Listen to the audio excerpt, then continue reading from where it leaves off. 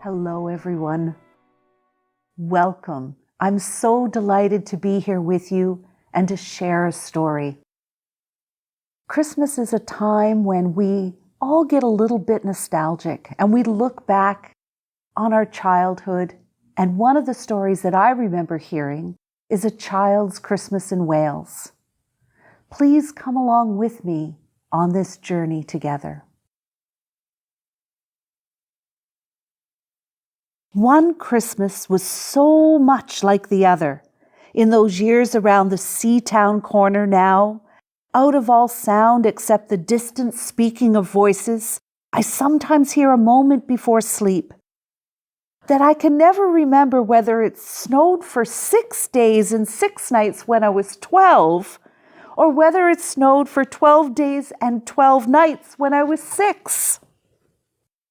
All the Christmases rolled down toward the two-tongued sea like a cold and headlong moon bundled down the sky that was our street. And they stop at the rim of the ice-edged, fish-freezing waves, and I plunge my hands in the snow and bring out whatever I can find. In goes my hand into that wool-white, bell-tongued ball of holiday resting at the rim of the carol-singing sea.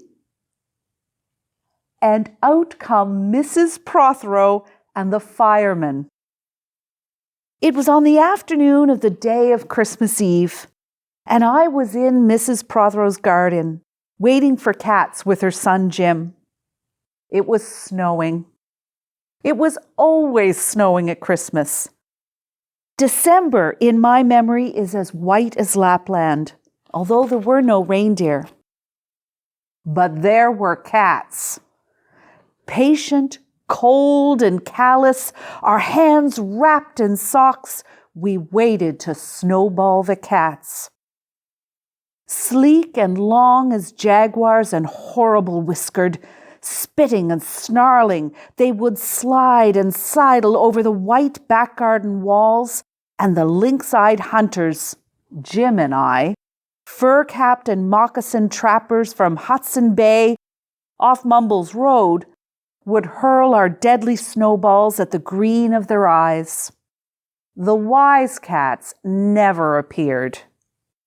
We were so still, sure-footed Arctic marksmen in the muffling silence of the eternal snows, eternal ever since Wednesday, that we never heard Mrs. Prothero's first cry from her igloo at the bottom of the garden. Or if we heard it at all, it was to us, like the far-off challenge of our enemy and prey, the neighbor's polar cat. But soon the voice grew louder.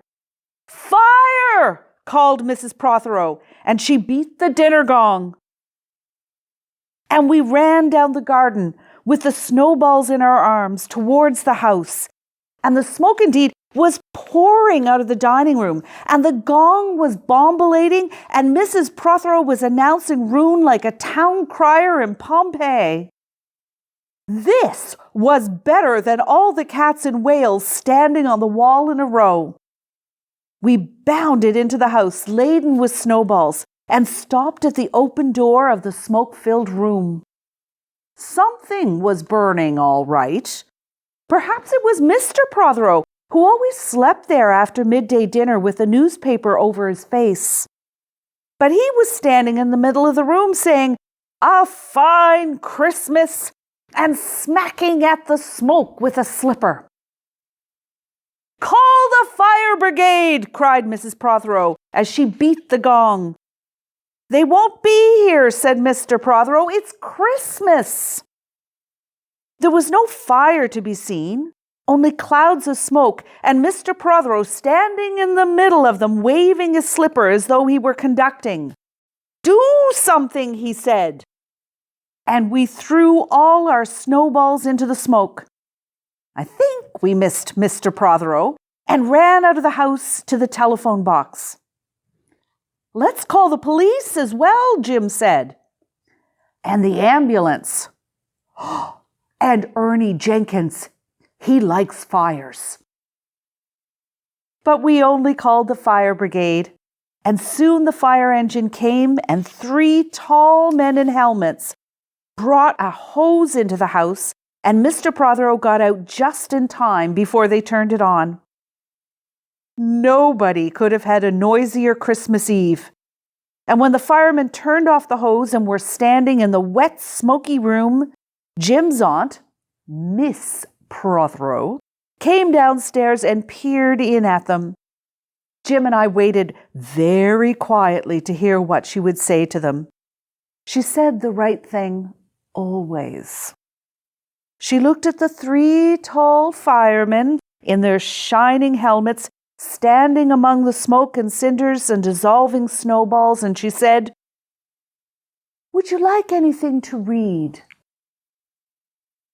Years and years ago, when I was a child, when there were wolves in Wales and birds the color of red flannel petticoats whisked past the harp-shaped hills, when we sang and wallowed all night and day in caves that smelt like Sunday afternoons in damp front farmhouse parlors, and we chased, with the jawbones of deacons, the English and the bears, before the motor car, before the wheel, before the duchess-faced horse, when we rode the daft and happy hills bareback. It snowed and it snowed. It snowed last year, too. I made a snowman and my brother knocked it down. And I knocked my brother down, and then we had tea. But that was not the same snow. Our snow was not only shaken from whitewash buckets down the sky, it came shawling out of the ground and swam and drifted out of the arms and hands and bodies of the trees. Snow grew overnight on the roofs of the houses like pure and grandfather moss, minutely ivied the walls and settled on the postman opening the gate like a dumb, numb thunderstorm of white, torn Christmas cards. Were there postmen then, too? With sprinkling eyes and wind-cherried noses, on spread, frozen feet they crunched up to the doors and mittened on them manfully. But all that the children could hear was a ringing of bells. You mean the postman went rat-a-tat-tat and the doors rang? I mean that the bells that the children could hear were inside them. I only hear thunder sometimes, never bells. There were church bells, too. Inside them? No. In the bat-black, snow-white belfries, tugged by bishops and storks. And they rang their tidings over the bandaged town, over the frozen foam of the powder and ice cream hills, over the crackling sea. It seemed that all the churches boomed for joy under my window, and the weathercocks crew for Christmas on our fence. Get back to the postmen. They were just ordinary postmen, fond of walking and dogs and Christmas in the snow. They knocked on the doors with blue knuckles. Ours has got a black knocker. And then they stood on the white welcome mat in the little drifted porches and huffed and puffed, making ghosts with their breath, and jogged from foot to foot like small boys wanting to go out. And then the presents? And then the presents, after the Christmas box. And the cold postman, with a rose on his button nose, tingled down the tea-tray slithered run of the chilly, glinting hill. He went in his ice-bound boots like a man on fishmonger slabs. He wagged his bag like a frozen camel's hump, dizzily turned the corner on one foot, and by God, he was gone. Get back to the presents. There were the useful presents, engulfing mufflers of all the old coach days, and mittens made for giant sloths, zebra scarves of a substance like silky gum that could be tug-of-war down to the galoshes, blinding tam-o'-shanters like patchwork tea cozies, and bunny-suited busbies and balaclavas for victims of head-shrinking tribes. From aunts who always wore wool next to the skin, there were mustached and rasping vests that made you wonder why the aunts had any skin left at all. And once I had a little crocheted nosebag from an aunt, alas, now no longer with us. and pictureless books in which small boys, although warned with quotations not to, would skate on Farmer Giles' pond and did and drowned. And books that told me everything about the wasp. Except why? Go on to the useless presents. Bags of moist and many-colored jelly babies, and a folded flag and a false nose and a tram conductor's cap, and a machine that punched tickets and rang a bell. Never a catapult. Once by mistake that no one could explain, a little hatchet, and a celluloid duck that made, when you pressed it, a most unduck-like sound. A mewing moo that an ambitious cat might make who wished to be a cow. And a painting book in which I could make the grass, the trees, the sea, and the animals any color I please, and still the dazzling sky blue sheep are grazing in the red field under the rainbow-billed and pea-green birds. Hard-boileds, toffee, fudge, and all sorts, crunches, cracknel, humbugs, glaciers, marzipan, and butterwelsh for the Welsh. And troops of bright tin soldiers who, if they could not fight, could always run. And snakes and families and happy ladders, and easy hobby games for little engineers, complete with instructions. Oh, easy for Leonardo.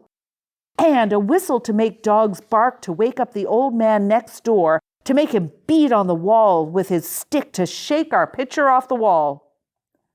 And a packet of cigarettes. You put one in your mouth and you stood at the corner of the street and you waited for hours in vain for an old lady to scold you for smoking a cigarette, and then with a smirk, you ate it.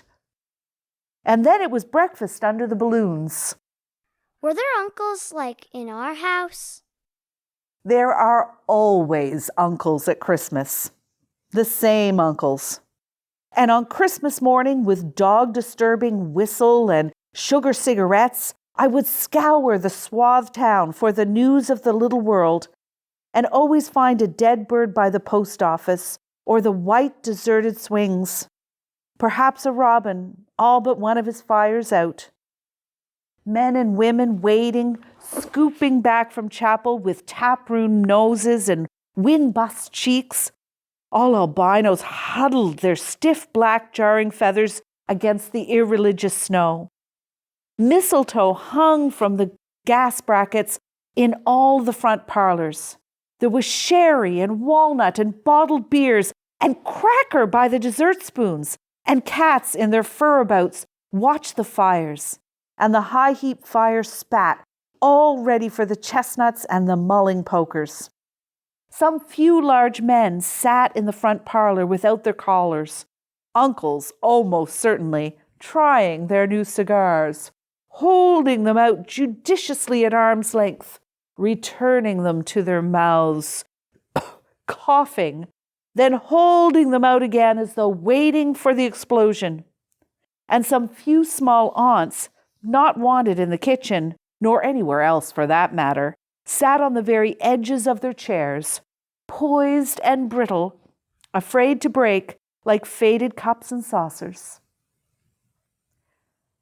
Not many those mornings trode the piling streets.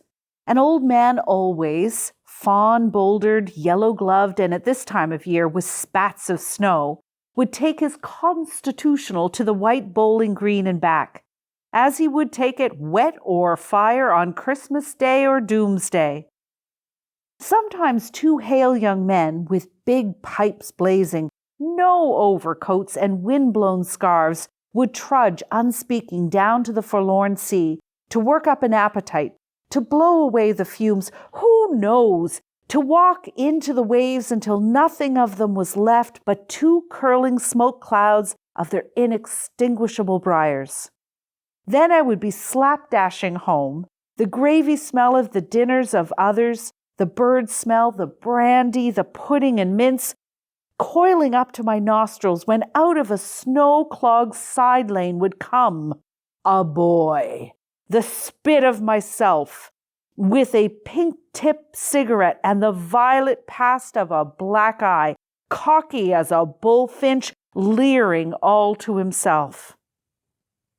I hated him on sight and sound, and would be about to put my dog whistle to my lips and blow him off the face of Christmas, when suddenly he, with a violent wink, put his whistle to his lips, and blew so stridently, so high, so exquisitely loud, that gobbing faces, their cheeks bulged with goose, would press against their tinseled windows, the whole length of the white echoing street. For dinner, we had turkey and blazing pudding, and after dinner the uncles sat in front of the fire, loosened all buttons, and put their large, moist hands over their watch chains, groaned a little, and slept. Mothers and aunts and sisters scuttled to and fro, bearing tureens.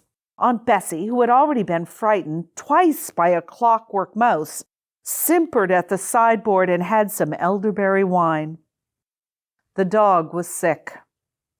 Aunt Dozy had to have 3 aspirins, but Auntie Hannah, who liked port, stood in the middle of the snowbound backyard, singing like a big bosom thrush. I would blow up balloons to see how big they would blow up to, and then when they burst, which they all did, the uncles jumped and rumbled. In the rich and heavy afternoon, the uncles breathing like dolphins and the snow descending, I would sit among festoons and Chinese lanterns and nibble dates and try to make a model man of war following the instructions for little engineers and produce what might be mistaken for a sea-going tramcar. Or I would go out, my bright new boots squeaking, into the white world, onto the seaward hill, to call on Jim and Dan and Jack, and to pad through the still streets, leaving huge, deep footprints on the hidden pavements. I bet people will think there have been hippos. What would you do if you saw a hippo coming down our street? I'd go like this, bang! I'd throw him over the railings and roll him down the hill, and then I'd tickle him under the ear and he'd wag his tail. What would you do if you saw 2 hippos? Iron-flanked and bellowing he-hippos clanked and battered through the scudding snow towards us as we passed Mr. Daniel's house. Let's post Mr. Daniel a snowball through his letterbox. Let's write things in the snow. Let's write Mr. Daniel looks like a spaniel all over his lawn. Or we walked on the white shore. Can the fishes see it's snowing? The silent, one-clouded heavens drifted on to the sea. Now we were snow-blind travelers lost in the North Hills, and vast dewlap dogs with flasks around their necks ambled and shambled up to us, baying, "Excelsior!" We returned home through the poor streets, where only a few children fumbled with bare red fingers in the wheel-rutted snow and catcalled after us, their voices fading away as we trudged uphill into the cries of the dock-birds and the hooting of ships out in the whirling bay. And then, at tea, the recovered uncles would be jolly, and the ice cake loomed in the center of the table like a marble grave. Auntie Hannah laced her tea with rum because only once a year. Bring out the tall tales now that we told by the fire as the gaslight bubbled like a diver. Ghosts wooed like owls in the long nights when I dared not look over my shoulder. Animals lurked in the cubbyhole under the stairs where the gas meter ticked. And I remember that we went singing carols once when there wasn't the shaving of a moon to light the flying streets. At the end of a long road was a drive that led to a large house, and we stumbled up the darkness of the drive that night, each one of us afraid, each one holding a stone in his hand in case, and for all of us too brave to say a word. The wind through the trees made noises of old and unpleasant and maybe web-footed men wheezing in caves. We reached the black bulk of the house. "What shall we give them? Hark the herald?" "No," said Jack. "Good King Wenceslas, I'll count 3. 1, 2, 3. And we began to sing, our voices high and seemingly distant in the snow-felted darkness around the house that was occupied by nobody we knew. We stood close together near the dark door. Good King Wenceslas looked out on the feast of Stephen. Then a small, dry voice, like the voice of someone who has not spoken for a long time, joined our singing. A small, dry eggshell voice from the other side of the door. A small, dry voice through the keyhole. And when we stopped running, we were outside our house. The front room was lovely. Balloons floated under the hot water, gulping gas. Everything was good again and shone over the town. "Perhaps it was a ghost," Jim said. "Perhaps it was trolls," Dan said, who was always reading. "Let's go and see if there's any jelly left," Jack said. And we did that. Always on Christmas night there was music. An uncle played the fiddle, a cousin sang Cherry Ripe, and another uncle sang Drake's Drum. It was very warm in that little house. Auntie Hannah, who'd got on to the parsnip wine, sang a song about bleeding hearts and death, and then another in which she said her heart was like a bird's nest, and then everybody laughed again, and I went to bed. Looking through my bedroom window, out onto the moonlight and the unending smoke-colored snow, I could see the lights of the windows of all the other houses on our hill and hear the music rising from them to the long, steadily falling night. I turned the gas down. I got into bed. I said some words to the close and holy darkness, and then I slept. Want to help us make more content like this? Go to tagtheater.com and donate today. You will find the link in the description. Thank you for supporting community theater.